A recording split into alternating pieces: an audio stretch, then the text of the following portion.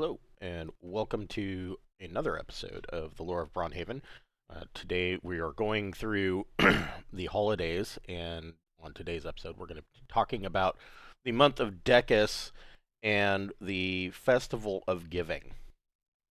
And so the Festival of Giving can pretty much be directly um, correlated to our Christmas season, and a lot like, well, in our real life, for many of us, the Christmas season pretty much goes from the day after Thanksgiving all the way through the first weekend of January. There's parties and get-togethers and um, you know offset Christmases because people can't get together. The Festival of Giving in the Braunhaven region just codifies this. It is the entire month, every single day of the month is given over to the Festival of Giving, and so there are feasts and parties. It is traditional to give gifts to loved ones, to volunteer to help those less fortunate, and this month is a heavy time of donations to the temples of both the Old Faith and of the Council of the 12 Elder Gods. In the town of Braunhaven, the All Faiths Temple sees a great influx of donations during this time, which almost immediately is turned around and um, given out to those less fortunate, either in the form of food and drink or um, supplies, just sundries to get by, or in cash donations. And so,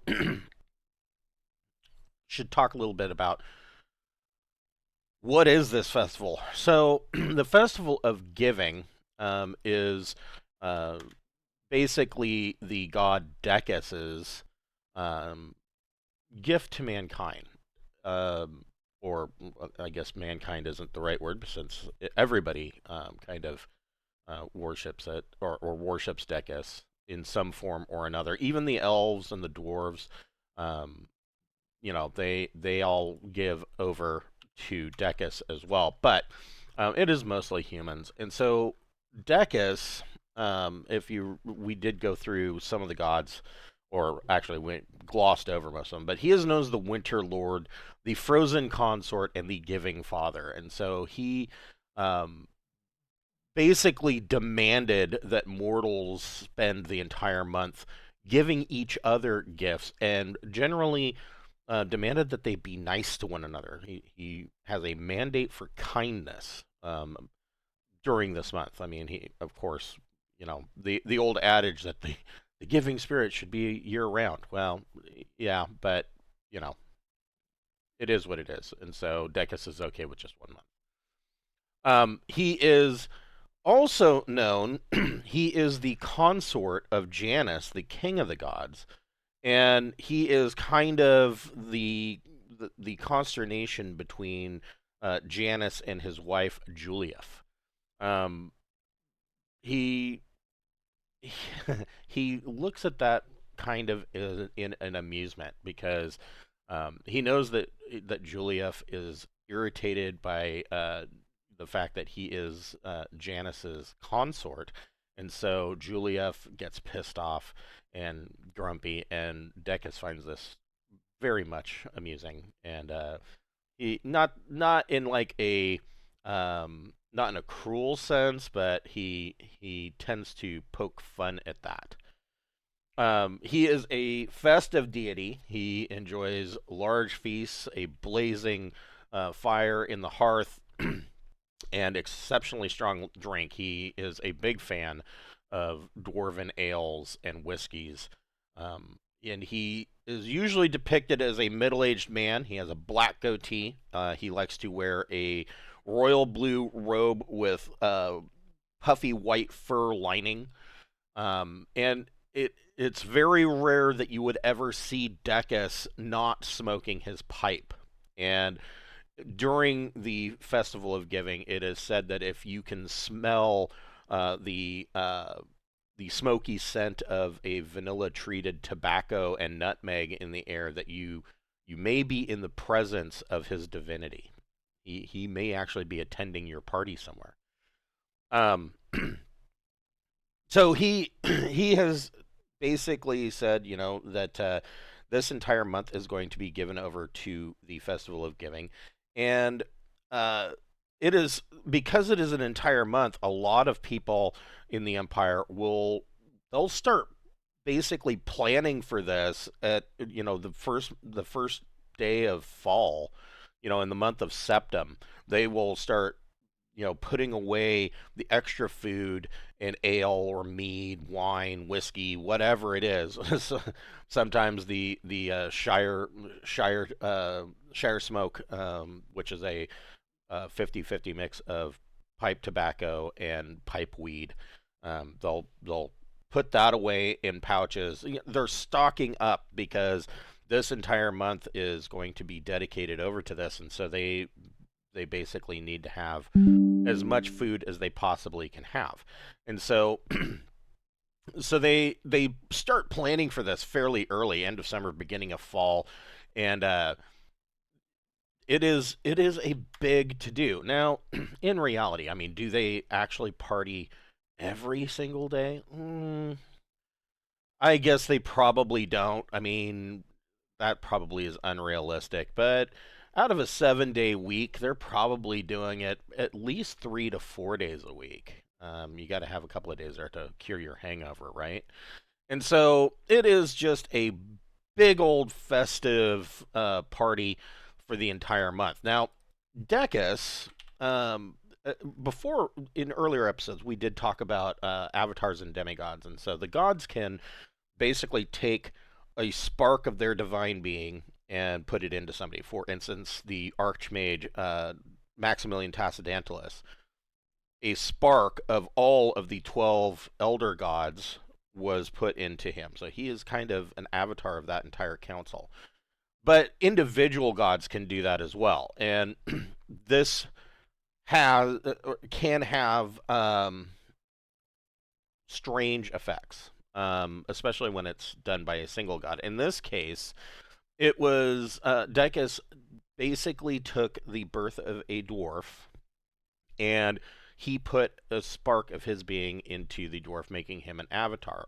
And this dwarf, named Baldwir, grew up, and as he was growing up, he was basically known for his kindness and his sense of humor. He was basically a mini me of Deccus. He was almost a copy, and so he ended up being canonized um, by the dwarven religion, and that kind of carried over into the rest of the empire. And he is known as Saint Baldwir. Now, what is Saint Baldwir known for? Well, it's very, very strange. The dwarves are weird, and this may have partially also come from the gnomes.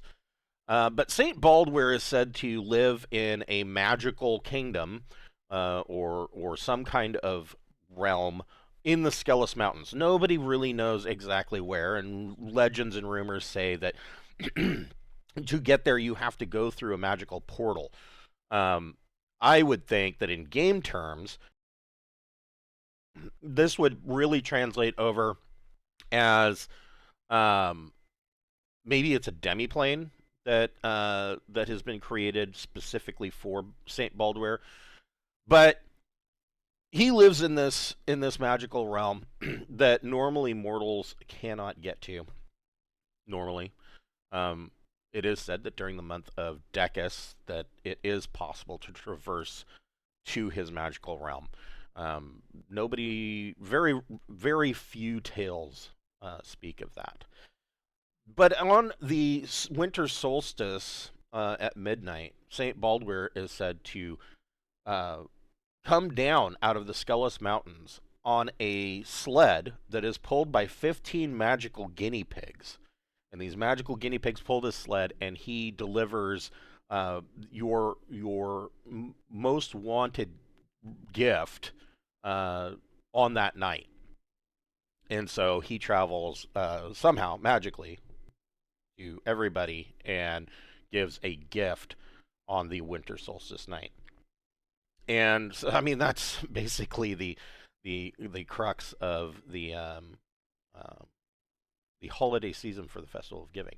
There are legends that tales of Saint Bald where there is a terrible uh, troll that lives in the Skelos Mountains, whose entire um, reason for being, and I would suggest that this troll was probably created by Julief, who is basically the arch nemesis of Saint Baldwin. And there are holiday tales of the odd battles that happen between Saint Baldwin and this troll, and at times the troll will capture Saint Baldwin and imprison him so that the people of the Glaucian Empire do not receive their gifts. And it is a dim holiday season, and everybody is in the mopes, and they are all down and depressed because Saint Baldwin is in prison that year. And then, somehow Saint Baldwin will escape. There are tales of one of those few times where mortals have been able to traverse into St. Baldwin's magical area and rescue him from this troll. And so there's that. The other the other story about St. Baldwin that is semi amusing is that he has Sverfneblin, uh, gray gnomes or dark gnomes that work with him in his shop because Sverfneblin are all so excellent at their mechanical engineering and their crafting, and so the these are the workers that create these items, either be it toys or what have you. And the funny thing about these Sverfneblin is that they insist, like adamantly, that they are elves. If you call them a gnome or a Sverfneblin, they will quickly correct you to tell you that you are wrong. You clearly haven't ever seen a elf before, and so you are confused on what elves truly look like. But they are clearly not elves. The Festival of Giving actually goes over into the first week of the month of Janus, into the Festival of the Dawning Year, which is their idea of the of New Year's. It just kind of goes over, and that is actually only celebrated the for 1 week, and so their New Year's celebration goes over for that first week of Janus as the Festival of the Dawning Year, and that one really is more just it's about parties and drinking and festivities of worship to the gods, basically entreating the gods for a bountiful good year for the people. And the final 2 days of the Festival of the Dawning Year are then basically spent just recuperating, nursing that hangover, and getting over this 1 month and 1 week of eating and drinking and partying, so that you can then get back to the business of, I mean, whatever it is that you're doing on the following Montes, that first day of the beginning work week, and begin your year of toil, I guess. I mean, believe it or not, and this is interesting, in medieval Europe, peasants, and the peasants and farmers and serfs, they actually had more holidays that they were off for, rest and worship and festivities than we in America do today. So let that sink in. Hooray, freedom, right? But yeah, so that is the Festival of Giving, and it goes over into the Festival of the Dawning New Year. On the next episode, we will talk about the Feast of Saint Soman, and talk about what that's all about. Thank you for watching. We'll catch you next time.